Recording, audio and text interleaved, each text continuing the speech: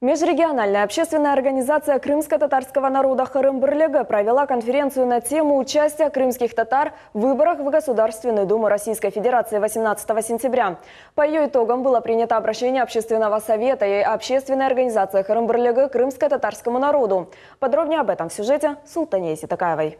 Свою гражданскую позицию пришли выразить более 200 человек. Также в конференции приняли участие представители власти республики. Кандидат в депутаты в Государственную Думу от партии «Единая Россия» Руслан Бальбек рассказал, что участие в общественно-политической жизни страны обеспечивает сохранение межнациональной стабильности. Мы видим активность крымско-татарского общественно-политического спектра, то есть люди проявляют интерес к выборам, понимают ответственность перед своим народом, перед крымчанами, перед республикой, перед государством.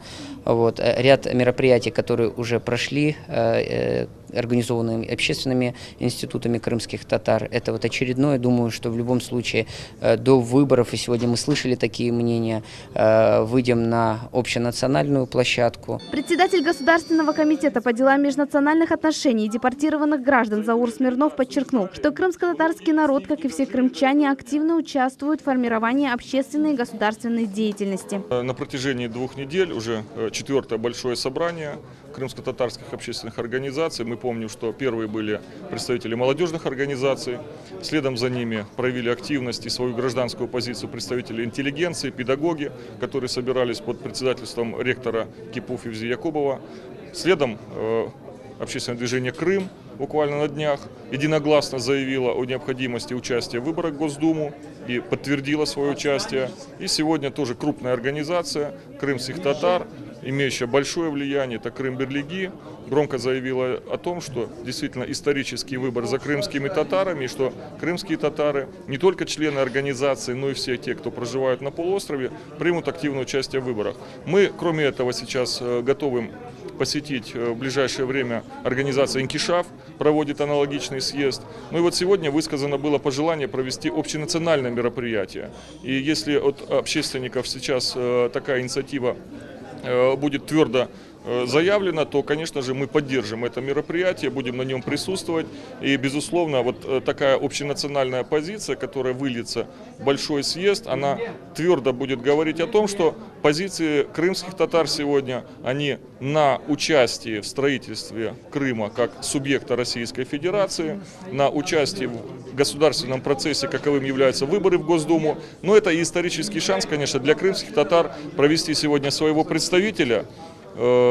И он есть, это Руслан Исмаилович Бальбек. Я уверен, что вместе с командой тех кандидатов, которые будут представлять Крым в Государственной Думе, они справятся с теми задачами, которые поставлены. И я думаю, что список «Единой России» сегодня, он лучший в Крыму и будет поддержан не только крымскими татарами, но и всеми крымчанами без исключения. Глава межрегиональной общественной организации «Хырым Бірлігі» Сейтумир Неметулаев отметил, что цель конференции – разъяснить нормы избирательного законодательства, повысить интерес избирательной активности граждан.